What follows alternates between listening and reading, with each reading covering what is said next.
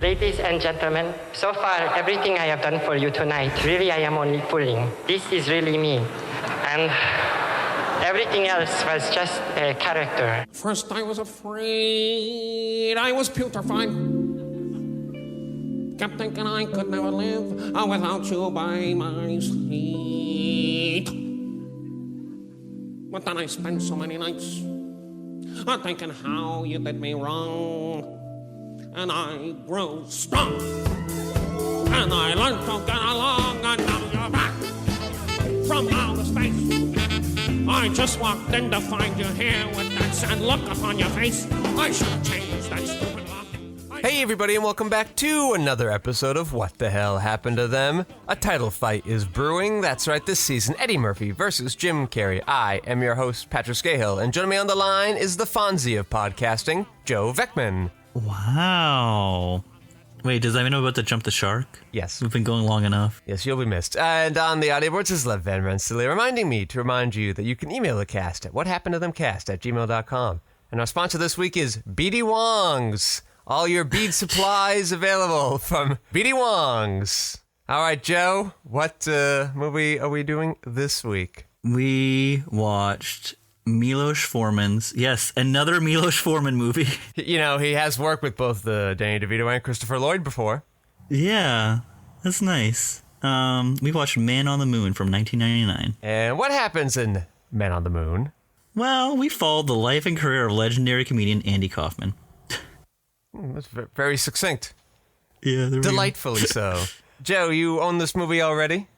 I owned a DVD. Okay, so the story behind this, though, I think it was probably in like 2002. I was like, I want to watch this Jim Carrey movie because I was like, Jim Carrey's so funny. I love Jim Carrey, right? Or maybe it was 2003 because I was like super high on the Bruce Almighty shit. Yeah. And you know, like one of his highest grossing movies. Did you know that? I did not know that. Oh, I knew boy. It was very popular. I can't wait to tell you that box office gross. Holy shit. After we watched that movie, which is, what I remember, not very good. Well, I don't know if you know this, Joe, but God, very popular. He is popular. With all demographics, very popular, this God guy. So my story behind getting that DVD was I had to order it from Suncoast. You couldn't just go to the Coconuts? Or maybe it was Strawberries by then? No, I didn't even know. So I was like 12 or 13, and we went to the mall, and I had to order it. They had to order it for me. This is what you had to do back in the day to watch movies that weren't available in the store to buy. They certainly were not available online to watch. No, not at all. There's no streaming. The internet was very early. Yeah. You didn't have YouTube yet. Wow. Didn't have Crazy. YouTube. No, you had to go to Newgrounds if you wanted to watch your weird short videos. Did they even have like Flash animation like 2002? I don't know. I wasn't on the computer that I point. certainly don't know, Joe. Yes, I did not have one either. So I had the nice guy behind the counter order me a copy, and then like 2 months later it came in, and I had to go back to the mall to pick it up because they called my phone, which was definitely on a cord that I picked up from the wall. And I was like, oh, my movie's ready to come in pick up. And so I picked it up and I watched it, and I'm like, this movie's sad. There's what story time from Joe and Patrick. Yes. This was what life was like back in the day. We had to order our movies at the store. Uphill! Both ways! In Frankfurt, it only cost a nickel. So, yes. Yes, I wonder if Joe owns this because it's a secret wrestling film. Was that like his big draw to it? That never even crossed my mind when I watched it. It was just a Jim Carrey thing. And then I was like, oh, that's fun. Yeah, Jerry Lawler, Jim Ross pop in. Yes, this time I watched it, I go, oh, I know who Jerry Lawler is now, thanks to Young Rock. Young Rock. Can't believe you watched all those episodes. You crazy nutcase. I can't believe that I saw two versions of Andy Kaufman performing an SNL within 5 months of each other. Oh, yes, Saturday Night. You saw that? I think it's quite interesting, actually, to compare the two different versions of how that event went down, quote unquote. At least this movie's nice enough to open up and just be like, hey, listen, we made up some of this stuff and rearranged it for dramatic purposes, so it's don't get all butthurt. And then, well, in the Saturday Night, the Jason Reitman movie, I believe the actor also plays Jim Henson, and he is like 7 or 8 inches taller than Jim Carrey, who's pretty tall as it is. But that actor, I think, actually plays a couple roles in that movie beyond Yeah, he the plays two Jim you Henson and mentioned. Andy Kaufman. I think he's got another 1 or 2 in the can, though. Like, he's just, like, all over the place in the credits. I was like, oh, wow, he did some work. Yeah, he's, I think there was supposed to be another actor playing either Jim Henson or Andy Kaufman, and one of those actors dropped out, and instead of recasting, they just were like, why don't you do this one again? Yeah. He pulled a Jack Nicholson in Mars Attacks. Do you remember? No. He plays the president, and then he plays this he's like at the casino with his like girlfriend. Oh, yeah. He's got like big glasses right. on. You can't really, you're like supposed to not be able to tell it's him, but it's clearly Jack Nicholson. It's just like a half a day of work to do that. Yeah, he's role. like, I want to do this too. He's like, yeah, I got nothing going on today. Yeah, this movie. I like this movie fine. I think it's a good movie, but I don't like it that much. It's You just really gave it a 4 bummer. stars. You don't like it that much. Because I appreciate Look it. at here, Mr. Ebert. Movie's okay. I've seen a little better. Would have been nice if they did these other things instead. 8 stars. 1 million stars. It's just a movie I'm not going to rewatch a lot. That's all. So I don't like love it. I like it, and I appreciate what it's good. I really like Danny DeVito in this. I think he's really good in this. When I did my first full watch through, I got my Taxi DVDs. It was actually kind of annoying. I bought a complete set of Taxi DVDs, and what that meant was somebody sent me seasons 1 through 5 that were individually packaged back when they still did that. Excellent. And I was like, all right, good, now I can watch this. And then between ordering it and receiving it, they came out with a legitimate full box set of all of them. I was Nice. like, what the fuck? So then I had to sell that on eBay. And I was like, you did the listen, smart thing. I just bought this, but I really want this. And it had not been opened, I promise. Like, just somebody please buy this for much less than I paid for it. And finally somebody did. But anyway, so I went through those 5 seasons. I'm like, let me watch that. I know there's that Taxi movie. Let me watch it and see what's going on. Wait, there's a Taxi movie? In my mind, I called it the Taxi movie, this Man on the Moon movie. Oh, okay. I understand. So I watched now. that, and that was, I don't know, 2015. Like, it was been a very long time since I've watched this. I appreciate it a lot more. I liked it then, but I appreciate a lot of what it's doing now that I remembered all the big, we'll call them twists. Right? And what makes this movie such a great biopic is it's done in the style, right? The movie isn't interested in accuracy. Like, I remember reading about how inaccurate it was, and then I was like, well, then why did all these stars agree to do this thing that kind of tarnishes his reputation? Because they were all in on the joke. They're all in the joke so much. And from context for you listeners, is around the time the movie came out, I guess I need to go further back. Andy Kaufman had joked publicly before about, like, maybe a big thing he could do was, like, fake his own death as a joke. But if he did that, he'd have to wait 20 years to come back to, like, really sell it. So this movie comes out in 1999, so the big joke reveal would be happening in, like, 5 years. His castmates are so in on the joke that none of them have even admitted to going to his funeral publicly until Kane did it in 2020. That was the first time any Taxi cast member said, oh yes, I've attended his funeral. He is definitely dead. So I just think so that's why they're here, because they're kind of in on the joke too. The whole thing, and you get this coming from the wrestling side, you're sort of working the crowd, Kayfabe. Yeah, pushing them in one direction so that then suddenly you get a burst of emotion because you've done it. You do a twist or a reveal, or you bring that joke or climax or weird plot twist in a brand new way. And it goes really from start to finish. The opening, this kind of brilliant anti-comedy opening, sort of really sets the tone for what's going on, lets you like, oh yeah, we're doing a weird movie. And then afterwards you think you're getting the straight biopic, but we're not. We're getting the Bob Zamuda version of it. This kind of like background joke that we don't even really get until after the movie's done. and we've done our research. Bob Zmuda, played by our friend Paul Giamatti. Just walking in and out of our movies all the time. I love this man. And yet so rarely appearing with our stars. He'll be in a Julia Roberts movie and not talk to her. He was already in a Jim Carrey movie. Didn't talk to him. No, he didn't see anybody. He's king of being in rock movies and not talking to him. It's crazy. Was that San Andreas? San Andreas. I think there was another one. And then finally in Jungle Cruise, they got to meet up for a half a scene. Forgot he was in Jungle Cruise.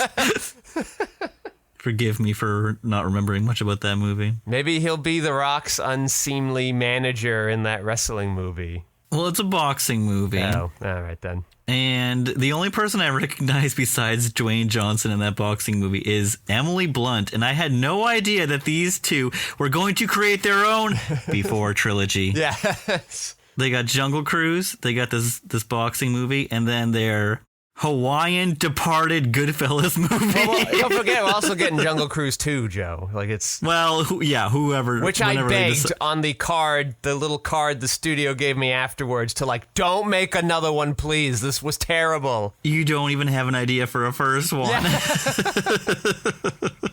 Don't continue this. So I go on that long tangent to be like, I appreciate a lot more now that I knew that the movie was largely inaccurate or did rearrange a lot of things. Like his big climax performance at Carnegie Hall actually happened right as he was starting Taxi. Like it's all creating a very specific purpose.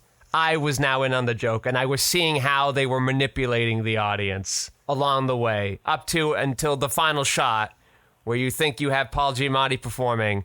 And you're like, all right, well, what a nice way to let the legacy live on. But we zoom past Paul Giamatti near the very last frame. And we go, oh, no, we've been tricked again.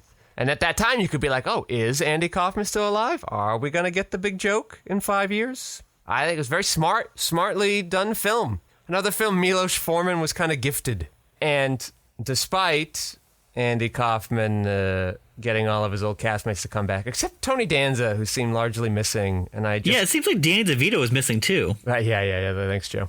I saw that in a review, and they're like, "Hey, everybody from Taxi showed up except for Danny DeVito." And then someone's like, "Yeah, what about Tony Danza?" Yes. No one remembered him.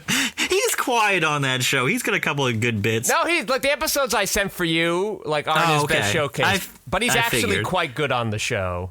Okay. Especially when you get his own episodes, that's probably the best Tony Danza has been. I do want to go over those episodes because at a certain point when I was watching the movie, I was like, oh, this is why he wanted me to watch these episodes. These all make sense now. Well, part of it was that a lot of those are prominently featured in the movie when they're doing that taxi sequence. But the other part is I wanted to see you do these other personalities, so you'll get the Tony Clifton thing when that comes up. This And yes, he did not view sitcoms very highly, and he did not view himself as an actor or a comedian, as he says a lot in the movie.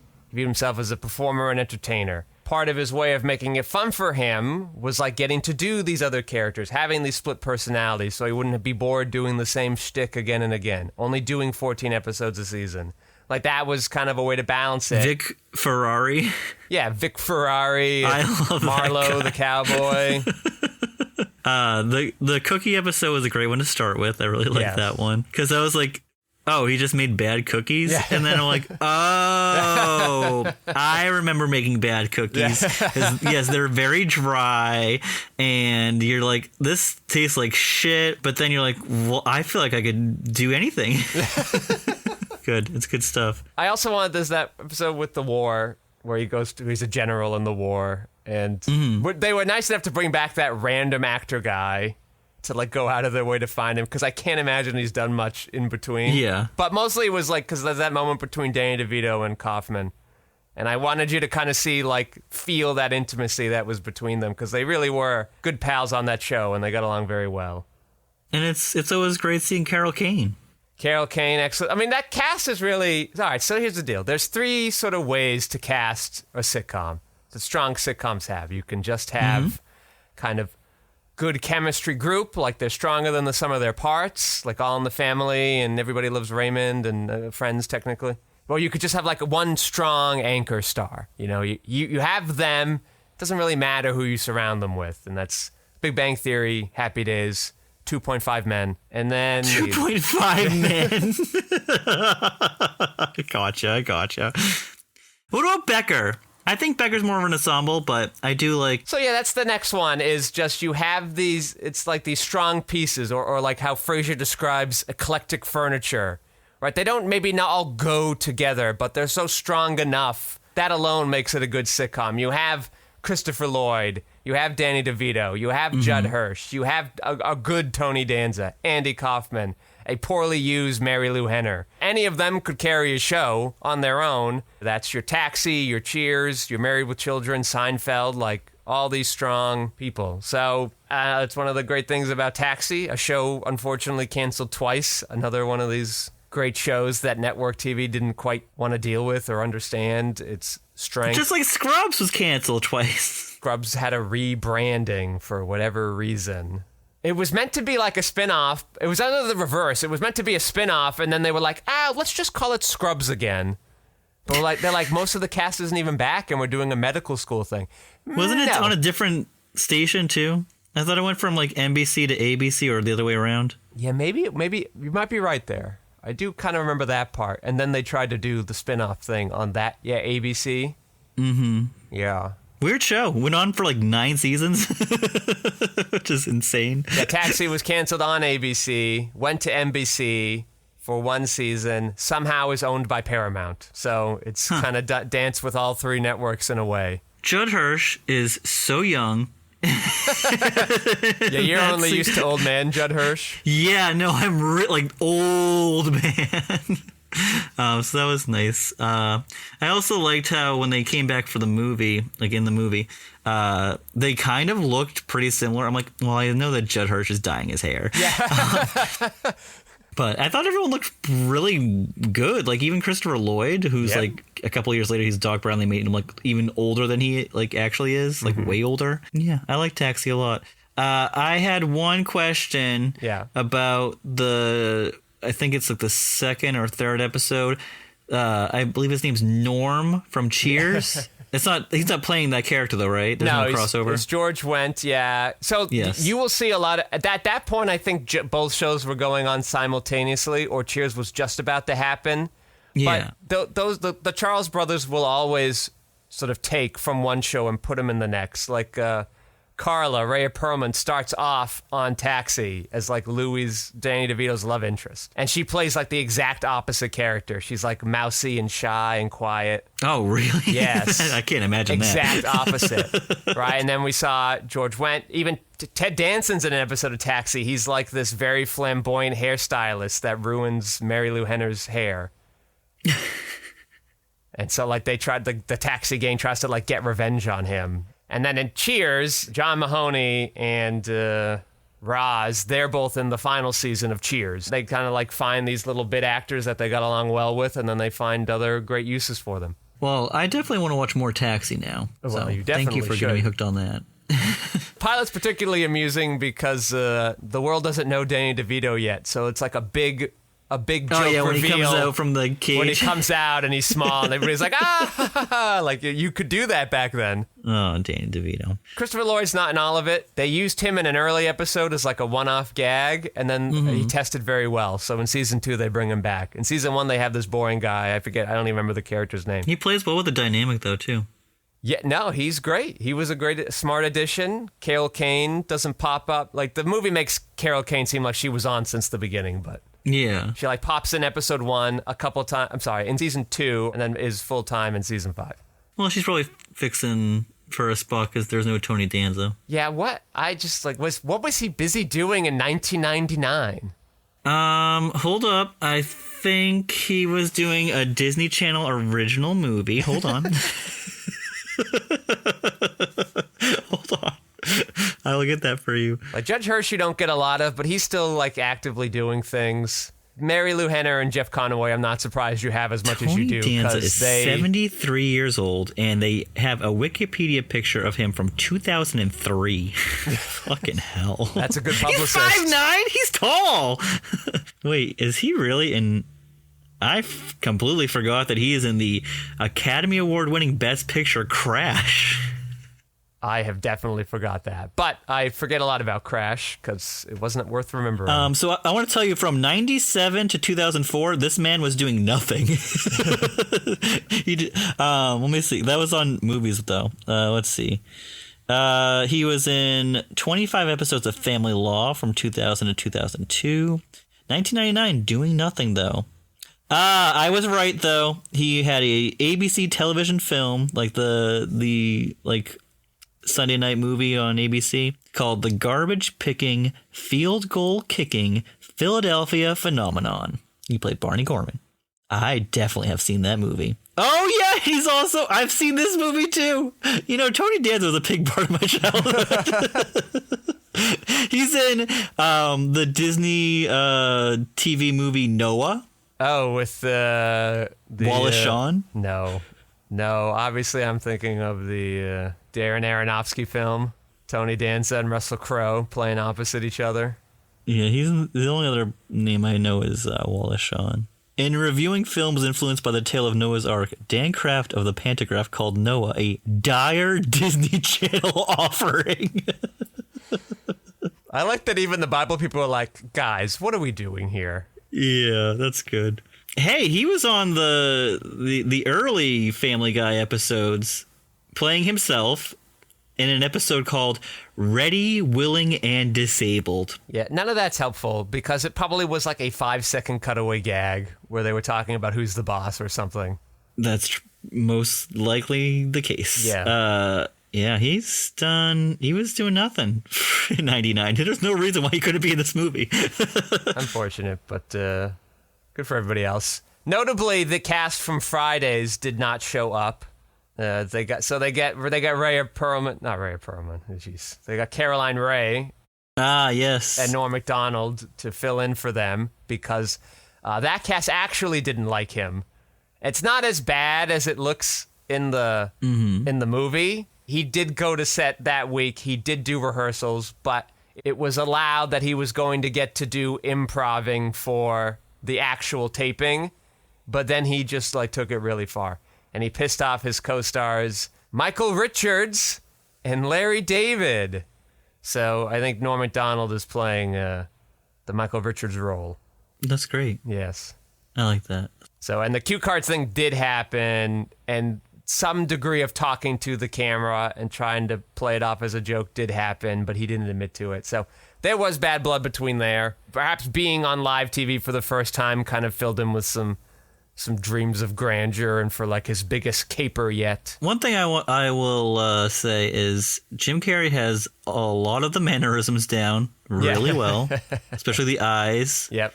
Because they don't really look alike. Carrey is a lot I don't know, he's more longer and yes, thinner. Yes. Kaufman has a more rounder face. The hair helps, at least me, with my face blindness, get past a lot of it.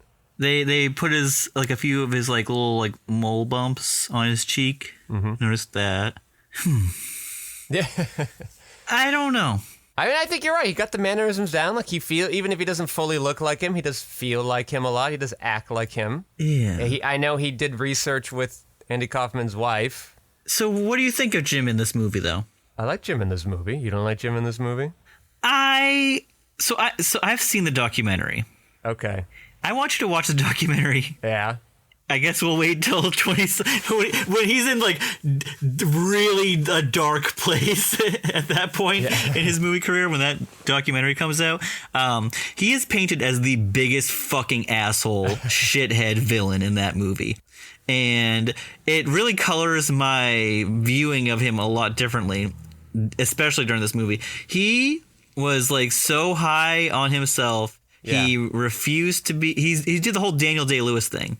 But it's Jim Carrey. Yeah, it's not Daniel Day-Lewis. Sure, but we've seen him just do. That's what I find this period in his career interesting. We've seen him just do Truman Show, and we're like, oh, this guy can act. Yes, right. So but now I don't think he was so up his ass at that point. No, but I can't speak for other stuff. But if he thinks he's Daniel Day-Lewis because he really wants to meld into this role, because he really wants to do the serious acting role about this man that he seems to care a great deal about or idolize even. I kind of get why he would want to do that. Obviously, from our perspective, it does seem ridiculous because he's not Daniel Day-Lewis. Well, in the documentary, they make it really clear that Jim Carrey didn't think he was Jim Carrey anymore. He thought he was Andy Kaufman, so he thought he should be doing all of the Andy Kaufman bits, which is, pull pranks and do do jokes that are like in jokes with just you, like him. Cause a real shitstorm on set where there was. So I have some stuff here. At one point, the studio wanted to fire director Milos Forman. However, Jim Carrey said that if Forman was fired, he would also depart the film. Why go to bat for him? It's not like... I know. It's not... Go on. One day during production, a real medic was brought in to evaluate Jim Carrey after he turned up to the set with a bloody nose, claiming Tony Clifton had punched him out backstage. A man impersonating Gary Oldman discussed the project with an unsuspecting Danny DeVito for months and even submitted an audition tape to Milos Forman. The real Gary Oldman had passed on the role of Andy Kaufman months earlier and became aware of the scam after he found his name listed as one of the actors auditioning for the part. It's all crazy, shit that happened on the set. I would not even guess to think of him as Andy Kaufman. Jim Carrey refused to be called by his real name during the entire production. To get into the part, he insisted on being dealt with as Andy Kaufman at all times on and off the set. And then it's so funny that there's an Elvis Presley impersonation. Yeah, but this time it's a pre-apocalyptic Elvis for Jim. Yeah. Jim Carrey and Andy Kaufman were born on January 17th. They have the same birthday. Yes, but also I'm just now all my California friends that are all like, astrology, you're such a Capricorn. I'm just like, yeah, whatever, who cares? Nicolas Cage and Tom Hanks were considered for the lead role of Andy Kaufman. Cage refused to audition and was passed over. What? What? That would have been Johnny Depp terrible. Turned down the role of Andy Kaufman, Tony Clifton. Well, thank God. I guess I would have thought this was like a Carrey backed or led or You project think so, from right? the beginning. I'm surprised that this was a big, wide Hollywood net. For the later scenes in which Andy Kaufman is dying of cancer, Jim Carrey shaved his hair off and lost weight. He was very dedicated to it. This was his first box office bomb. This is a hard sell movie. Definitely. Taxi was not like a wildly popular show. It's why it was canceled twice. It's a critical darling, and also you want to see this avant-garde. I don't know. How many people left the movie after the credits rolled in the first 2 minutes? You're right. Now that they're all gone, we can show you the real fun. It feels like one of those Swiss Army Man love me things where people are like, all right, I've had enough. Time to go. Right, and it's a comedy style that people just don't get because he's not a comedian. He's not telling jokes. He's doing performance art. That's not a crowd pleaser. Avant-garde performance comedy. I just remember he was causing so much shit on that set, and people were turned on Jim Carrey from this because they were like, this guy is just unprofessional. Yeah, it sounds like he went so professional it turned back around again. He was trying so hard to get into the documentary role. feels like a real hit piece on Jim Carrey at that point. I mean, it might be. This is the thing, right? And that's why I wanted to sort of bring up the Saturday night version of the Mighty Mouse, where Andy Kaufman's just gentle, mild-mannered. He comes in and he's saving the day and convincing the crazy network executives. And Lorne Michaels is like, see, I told you, I'm smart because I was able to pick this guy out and everybody likes him. Whereas in this version, it's nobody, Lorne included, are like, what do we do? What? As if they didn't know what they were getting when they hired him. Right. That movie wants to highlight how wonderful Lorne Michaels is. And so, 50 years of SNL, how great. Let's pat ourselves on the back. Blah, blah, blah. And this movie wants to talk about Andy Kaufman's anarchic lone wolf genius, these jokes just for him, this troublemaker, this rabble-rouser. Yeah. The anti-comedy of Andy Kaufman. Even though that's not even fully the true story, even though it's not even fully accurate, even though it does kind of make him look like a dick. Yeah. But everybody sort of acknowledges after the fact that this is probably though the story that he would like. He liked being the heel, right? That's what he did in wrestling. That was his whole gimmick. And he did it so that when you do the milk and cookies thing at the end, which by the way happened 5 years earlier, you feel this big relief. It's no different than when the lady's not actually dead in that performance. You're like, how wonderful. Thank goodness. It was just a joke. And it's this big cathartic release. So during filming, it was widely reported that a fight ensued between Jerry Lawler and Jim Carrey. It was later reported the whole story was fabricated to promote the movie. But Lawler has since revealed that the story was true. Carrey was so into his character that he constantly harassed Lawler off camera. At one point, Carrey spit in Lawler's face and Lawler grabbed Carrey's neck. The altercation was broken up and Carrey demanded that Lawler be fired and his scenes be reshot.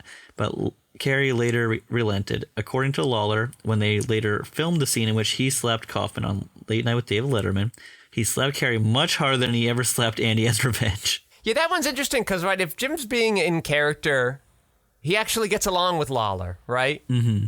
So he shouldn't be, like, that angry or annoyed with him, and they shouldn't be coming to blows because that was all the act. So Jim Carrey, being Andy Kaufman, is really just doing an act and not getting involved in that. However, if he is trying to Daniel Day-Lewis this, he might have been trying to actively piss off Jerry Lawler to get that slap to be harder than he ever slapped Andy Kaufman. Does that make sense? Yeah, just a funny David Letterman thing. David Letterman refused to wear a wig, facial prosthetics, or wardrobe to recreate his 1980s look. He is the one that is like, oh, why do he look so much older than he should right now? He looks like 99, Letterman. But yet still looks younger than we're used to seeing him. Yes, definitely. Like Because he's have the big beard. He's in this weird in-between thing. His hair's not gray yet. And So, yeah, this movie had a $52 to $82 million budget. So there's a wavering $30 million in there. yes. And it made 47. This would be a very hard film to sell. I bet Jim Carrey got paid too much for it. Yeah, it looks like that 30 million in there. It's like, If I were Jim and this were my passion project, I'd be fine taking a very big pay cut. But I guess he doesn't care if the movie does well or not. Well, he should, though, right? Well, he's got all those other box office hits. I don't know. Yeah, it says, though Carrey received praise for his performance, Men on the Moon ended his starring role run of 8 consecutive films that averaged around $240 million each in box office grosses. One of the most successful stretches in motion picture history. This is what happens when you take a risk. Yep. Sometimes it doesn't pay off. But you know what? That's okay. And was he a big asshole on set? Sounds like it. But I also think the Daniel Day-Lewis thing goes too far, too. I don't care how talented. Like, if you won't need to do that, okay. Everybody's got their annoying process. But I think it's overkill. I just heard a story about Daniel Day-Lewis on the set of Lincoln, where he was, like, you got to call him Mr. Lincoln or Mr. And I'm President. like, you're being told cut in action, though, Lincoln. And there are giant fucking cameras in front of you. Like, yeah. to some degree, you are choosing which parts of reality. That's what the acting is. Mm-hmm. I don't know. Like, I think it's more important that he did that prep and was like, oh, we actually had a high nasally voice. That is more worthwhile than trying to be Lincoln for 7 weeks straight in and out of trailer. Like, my God, they put makeup on you for 2 hours every day. I know. You're not in... it just is a little prima donna-ish. And it's unfortunate Jim Carrey's character happened to also be kind of the troll, like an early internet troll. So, of course, that... Well, he wants to be Andy Lincoln. Not Jesus. That's an actor, right? He wants to be Abraham Lincoln. All right, well, that just means he's kind of quiet and mild-mannered most of the time. If Jim Carrey were being somebody like Jimmy Carter in character the whole time, like, I bet that set goes just fine. I'll tell you what Roger Ebert thought. Roger, Roger, Roger. Roger, Roger, Roger, Roger. R-O-G-E-R.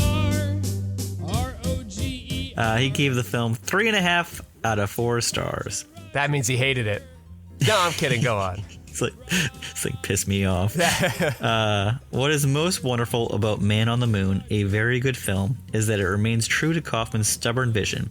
Oh, it brightens things up a little, but essentially it stays true to his persona. A guy who would test you, fool you, lie to you, deceive you, and stage elaborate deceptions, put-ons, and hoaxes. It's a biopic in the style of him. And Jim Carrey won a Golden Globe for his performance. Well, if only that mattered. The film was nominated for Best Musical or Comedy. But I believe he was completely shut out of the Oscars, not even nominated, which is the second year in a row, because I believe he also was nominated and might have won for The Truman Show in 98. I don't think he did. He won? I don't think but he didn't win for that, did he? I can't remember. I'm going to look that up. I don't think he's won. He was at least nominated for The Truman Show. I don't think he was. I think everybody around him was. You sure? I don't think they take Jim Carrey seriously, so I'm not surprised he didn't win. He didn't get nominated here. But also, I guess if word's getting out that he's a big pain in the butt on set, that probably isn't helping him either. People just kind of vote for their pals. The Truman Show, he was on set. Well, I guess he was never on the same set as Ed Harris, but Ed Harris is also a very stick in the mud, and like kind of asshole on set apparently. So he won back-to-back Golden Globes for The Truman Show and Man on the Moon. Oh, I thought we were talking about the Oscars. Yeah, I believe the Golden Globe thing. Completely shut out of the Oscars for everything. He's never been nominated for an Oscar. Yeah, okay, great. We're on the same page there. He was nominated 4 years in a row. Liar, Liar, Truman Show, Man on the Moon, and yes. What do you know what comes after this year? I don't. I'll save it. I'll save it. Okay. So great. In the year 2000? He definitely should have won. What? In the year 2000? What movie did he have in the year 2000? 2000. The year 2000. I have no idea. Oh, what a movie. Okay. From one of my favorite directors. All right. I got you. Oh my God, what a boatload of money that movie made. Yeah. All right. Let's back to this movie, Joe. Yes, Man on the Moon. What else do you want to say about it? Well, I just want to go back to like why I went on that tangent about the two different versions of the Mighty Mouse scene in response to your documentary hit piece thing. Here I come to save the day. Is yes, all these creators, there's always a goal in it. So that movie's central thesis probably has something to do with Jim Carrey's problem personality, and we already know he's had his phases of being difficult to be on set. Eddie had his too, like it's what happens when you become a giant star. It's so easy to fall into this trap because everybody's telling you, yes, you're great all the time. Nobody's really stopping you from doing any of your bad behaviors because you have all the power. Like a director can't try to take reins of it. This happens a lot in sports too, you must know, Joe, right? You're in these superstar leagues. The coach can't really be like, hey, bad behavior. No, thank you. You're benched. Because then that guy just goes to the owner and complains, and then the coach gets fired. It's sort of tough to rein in those personalities. I imagine that was part of the fun marketing gotcha thing. Jim Carrey might have been bad, but maybe not as bad as that documentary implies, or he might have been just as bad. It's tough to say. Right? We have a movie that's about kind of the lies told through narrative. Man on the Moon is about the deception that's caused for the purposes of creating emotional drama. So I don't know. That's part of why I have a hard time with documentaries. It's hard to not view all of them as with an agenda. So how seriously do I take it all? The behind-the-scenes footage of Man on the Moon was withheld by Universal for almost 20 years until that documentary. The behind-the-scenes footage from Man on the Moon was embargoed by Universal as it would have made one of their biggest stars look like an asshole. Understandable. Also, Jim Carrey has admitted that playing Andy Kaufman both liberated him and sent him into an emotional tailspin. Yeah, that was his Joker role. Producer Spike Jonze was once approached Jim Carrey to direct, but was rejected due to his lack of experience. Carrey would later admit it was his mistake, though he always had Steve Odekirk in mind. I believe the same year as Man on the Moon comes out, Being John Malkovich comes out, Spike Jonze's first movie, which is a statement. I know it's written by Charlie Kaufman, but that movie is a statement. Listen, Spike Jonze, I know you've done some interesting small things, but have you done High Strung? No, I didn't think so. Keep walking. Isn't it High Anxiety? No. Which one is it? Am I crazy? Is it High Strung? I can't remember now. That movie. I can't believe how much we've talked about it. I'm so glad we covered it. All right, where does Andy Kaufman rank in your wrestling power rankings? I don't know. That wasn't my time. I wasn't watching in the 80s, obviously. I never really went back to it. The 80s weren't really my time for wrestling. I really liked the late 90s, early 2000s. The wrestlers, remember that Andy Kaufman did his old wrestling shtick? As he looked he's very fondly remembered. He's in the WWE Hall of Fame. Just like our sitting president. That's absolutely right. Sitting president. Our sitting president. So I think I could be an okay wrestling heel. I think I could pull it off. Absolutely. And you would be the baby face. Oh, you think I could actually get a crowd in my favor? I think you'd be the baby face, and Lev would be like the Vince McMahon. Oh, Jesus Christ. That is a loaded thing to say to anybody right now. He has a really, really awful allegations against him right now. Oh, really? Sorry, Lev. I didn't mean that. What did he like groping somebody? Truly depraved shit. Okay. I'll just say I do not want to repeat that shit on a podcast. Oh, wow. Okay. It's really awful. Sounds nifty. Like he left his own company because of how bad this was. So you got kind of like forced out softly. Yeah, softly. It was only a huge. You got to go, you dummy. Yeah. Jeez. It was bad. It is bad. We talked about Caroline Rhea and Norm Macdonald making these brief appearances. I think because they're big Andy fans. A few other notable people that Patton Oswalt pops in. I know he's a Kaufman fan. David Koechner, for a half a second, he's got to be a big fan. Mm-hmm. So everybody coming out. Anything on Paul Giamatti? Did he get any special buzz for this at all? Is he a Kaufman guy? I saw nothing. Nothing. Just as quietly working efficiently until he gets to Sideways. Yeah, a couple more years. Just like generically talented actor, then gets his breakout role. Yeah. I thought he was good in this. I really believe he's a real Wednesday bad. He always puts 100% effort in everything. I think Jim's good in this. Whether or not he looks and or acts like Andy Kaufman is sort of irrelevant. This is what annoys me about. We've just had our Academy Awards episode, ladies and gentlemen, and so I'm sure I bitched about it then. Hey, your boy Chalamet won the SAG award for Best Actor. Yeah, that's the problem. Is like most people don't know how to judge acting. So what do they look? That's why all these actors who play historical figures usually win. Because now you're like, well, we know what he looks like. We know what he sounds like. Uh-huh. Do you look and sound like that? Oh, great. You must be a good actor. Whether or not those scenes you're looking and sounding like them are believable or difficult to perform is sort of irrelevant. Did you hear his speech, though? No, I didn't. Jim Carrey being able to sound and look like Andy Kaufman doesn't bother me as much as him trying to be in the scene and I'm buying him in the scene and he can deliver a line like, I thought the place was really cooking. There was a guy in the corner that looked really upset. If you can do that believably, like that's enough for me. That's all. That's what actual acting is. No, I think Jim Carrey's great in this. The movie just kind of bums me out and it puts a bad taste in my mouth. I'm like, ugh. The Rock's showing up late on set apparently and holding everybody hostage while he does his workout. And Eddie Murphy and Jim Carrey have their problems. And Jack Nicholson obviously has his offset stuff and his Laker game on-set stuff. So. And Julia Roberts did nothing wrong. She never left any man at the altar. You're right. Like when you just get to some level of especially so young, it just does stuff to you. Like the system creates these mini monsters in these people, these bad behaviors. Yeah, in these like people. In 5 years, he went from nothing to like the king of Hollywood. Yes. And like 5 years, that's crazy. And it's like not only do you not really punish their bad behavior, you almost reward it in a lot of ways. So I don't know. I'm not surprised by it, but they usually get humbled somewhere along the way if they want to stay working. I can't wait to find out when Eddie actually gets humbled. Yeah. Because every time you think he's out, he's like, I'm right back here.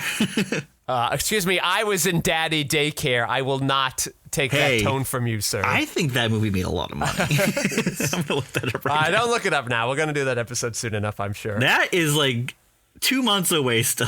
What's the Chalamet speech, this dumb thing? Okay, so Chalamet gets up there as he accepts it. He says, obviously, he's like, Bob Dylan is American hero. I'm happy to portray him. And he's like saying that actors usually don't say this, but I'm going to say this because this means a lot to me. I want to be one of the greats. This means a lot to me. And so I'm just like, oh, okay. All right. I like that. I like it. I'm into it. If he wants to like prove that he's better than everyone else, let him go for it. Someone's got he's the heel now. He's the king right now, though. I'm gonna be the best. I'm gonna be the greatest. You all suck.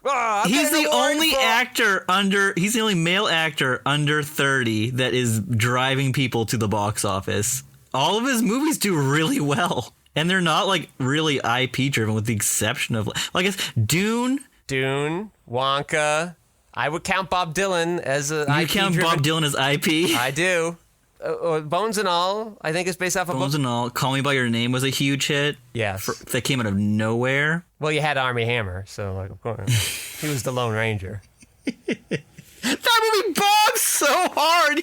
He was in The Man from U.N.C.L.E. No, that was somebody else. No, that was him. Yeah, he's 29, and he's just doing a lot, and it's kind of cool. I don't get it. I actually don't think he's picking particularly interesting roles. Well, this year we'll see how this lands. For his 30th birthday, Marty Supreme, the Josh Safdie movie, will be releasing right around Christmas time. I'm so excited for this. I'm dying for new Safdie stuff. So Chalamet's just one of these sexy noodle boys I was talking about. He's in the Noodle Boy. He's just drawing all the ladies out, being like, "Oh, Timothy, oh, Timmy." Oh. I think he's more, but we'll see. We'll see. Time will tell. Time will tell. Yeah, because I believe A24 is making both the Safdies movies. Yep, they are, but they're doing them separately. There's a good there's an episode of Taxi, maybe one of the ones I showed you. Laka's listening to his weird foreign radio station. Christopher Lloyd comes over and he's like, Dylan, you never know what he's going to do. Topical. Yeah. All right, Joe, you got last looks on Men on the Moon? I think this is a really good movie, like I said, but it's just, I don't know. The last 40 minutes just really bum me out. Like, as you find out, like, he's got cancer, and then, oh god, it's just such a like shot in the head when he's in the like, it's not a rehab center, but like he's going to like get the medicinal definitely thing. Not a rehab center. Yeah, no, I couldn't think of the word. My brain is like a holistic medicine kind of thing. Like they're putting leeches on them, and yeah, it's like they take their hands in like a little dish, and then they pull it up, and like they start moving their palms into his stomach, and it makes it look like they're pulling out like the bad tissue in his stomach, and he sees that it's just a trick, and you're like, oh, like how I trick everybody. Yeah. And it's just, and like he's laughing at it, and it's such a kick in the pants. It's smart movie. So tough. Yeah. But it just bums me out, and I'm just that real bummer of an ending. And it just, but again, at the time, right, we don't know if the movie wants us to question, like, is this a joke? Isn't it a joke? Yeah, no. Is this elaborate? Because at the time, it might have been a joke. So it is kind of messing with us up until the very end. Do you think that is Jim Carrey actually in the coffin? Or do you think that it's like it looked like some waxen kind of statue? Yeah, because his eyes are so sunken in. It really fucks me up. Yeah, I think they built like that is how dead people look when they're in a casket. And that's why it really messes me up. I imagine they made some kind of thing to put there. And then at the end when they're all just good movie. Just I'm I don't know. It stings a little too much for me to like really enjoy it and rewatch it. This is the first time I've rewatched it in like at least 15 years. Yeah, it shouldn't be. It feels unfair to be like Jim Carrey. You had a movie that didn't make $200 million. I would be like, well, yeah, it's not a crowd-pleasing movie. It's not a $200 million movie. I would say this doesn't really stop him from trying to get little weirder or experimental in his like movie like decisions, but. Why does he do this movie? I think I don't know if it was because of The Truman Show or he was tired of doing like the high comedy things and getting asked to kind of quote the same lines again and again. Mm-hmm. I think for whatever reason he wants to shift to see what else he can do acting-wise, to see what he can do on the more dramatic side, to see if he can make this kind of awards push. Doing a real-world character biopic, that's a great way to win an award. It's worked so many times before. I can see him wanting to kind of explore other avenues. And like, as Eddie Murphy is like, I guess I have to go to straight family comedies because that's all I can pull off. Jim Carrey has this cachet to be like, what else can I do? What else is out there? And obviously, he really likes Andy Kaufman, but he's going to do these other projects.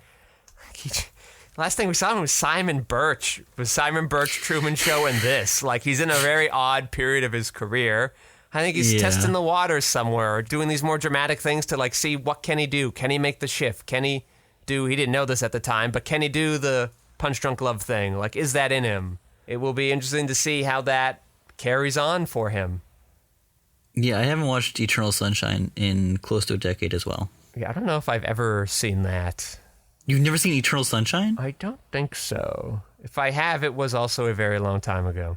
Well, it'll be interesting to revisit. Yes, it shall. All right, well, thanks for tuning in and listening to us talk about old sitcoms, as I love to do. Definitely recommend watching Taxi. Few shows in the wake of All in the Family in the 70s did the kind of mixing comedy and genuine, hard, emotional storytelling very well. Taxi was one of those. All right, so definitely watch Taxi. Definitely go to BD Wong's for all of your bead supply needs. Make one of those little gecko things out of those beads from BD Wong's. Wow, that's a real elementary school thing. Wow, that brought me back almost 30 years. Holy shit. I'd like to thank Lev Van Rensselaer for minding those audio boards and keeping the sound so slippery smooth. I'd like to thank my co-host Joe Vekeman for stopping by. Oh, thank you for having me. And I am your host, Patrick Scale. You can find my features, documentaries, short films, video, essays, animations, behind-the-scenes footage, and so much more at QuixoticUnited.com and social media, presumably with a similar sounding name. Thank you all for listening. Joe, say goodnight. Good night. Did you know Tony Clifton still tours? Here I come to save the day. That means that Mighty Mouse is on the way.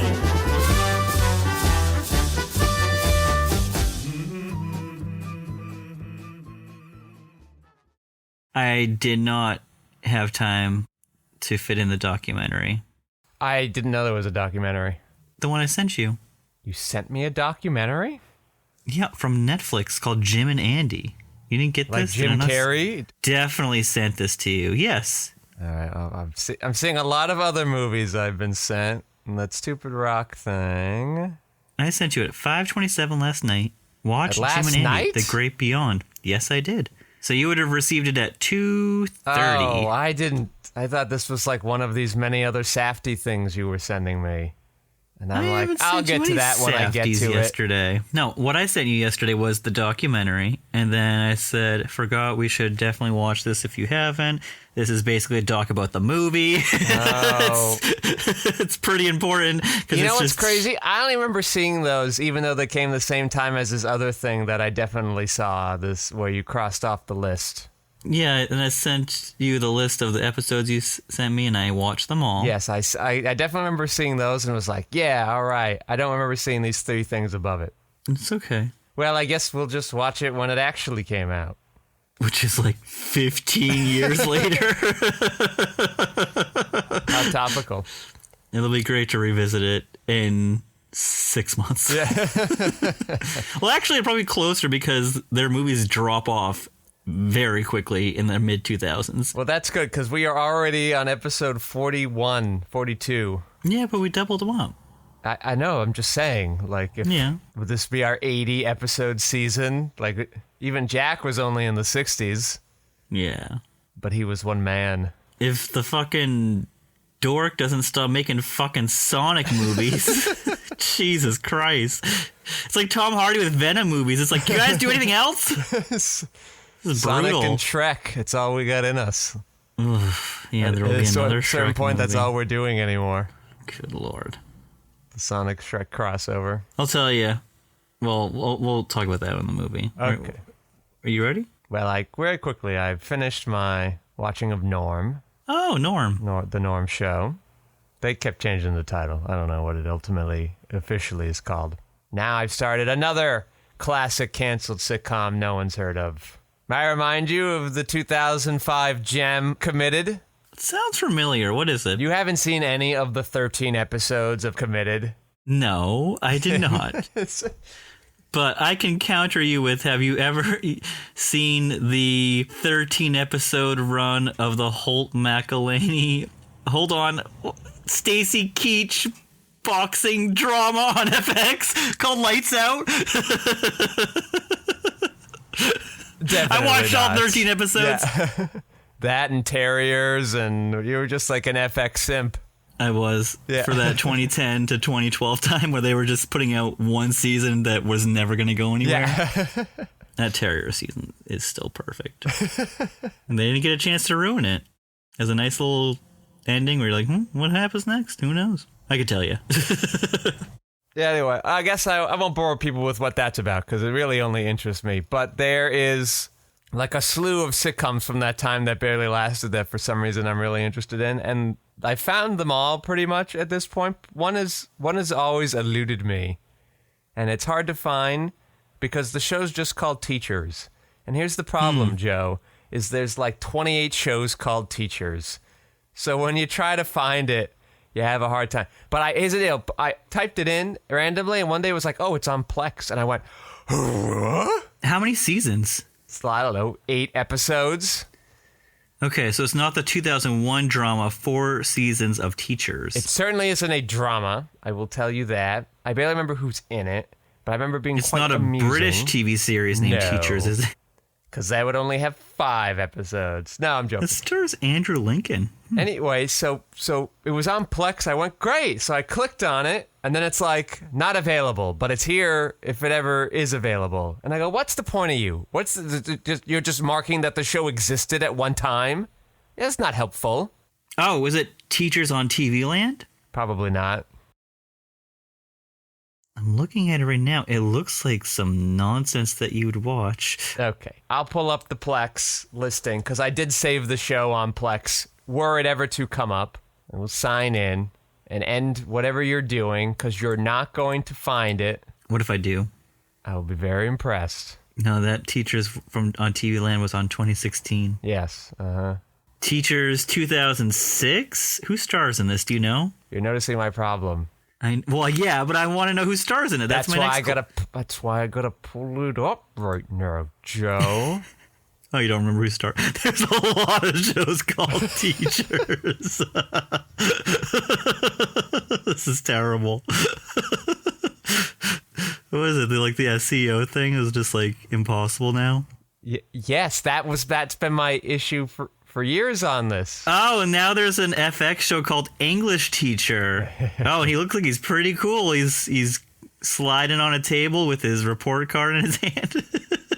All right, you want to find, yes, Teachers US. Okay, well, then I found it.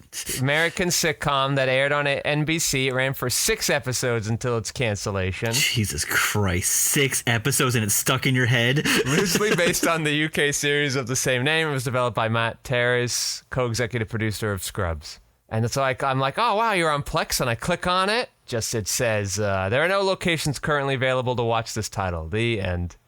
But it's got Justin Bartha and Sarah Shahi and Sarah Alexander, Dion Richmond, and Phil Hendry, who looks like a really old Louis C.K. Yes.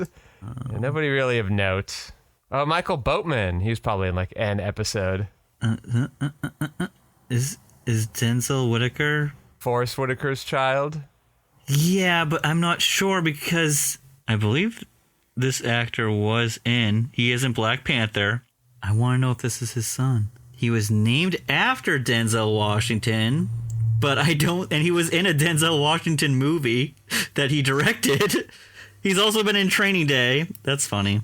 But I don't think he has any relation to Forrest Whitaker, even though they kind of have the same, like, eyes. So, yes, if anyone could help me find Teachers US 2006 comedy starring those people we listed, let me know, and I will reward you handsomely. It currently has an 85% popcorn rating on whatever that is, and a 25% green splat rating.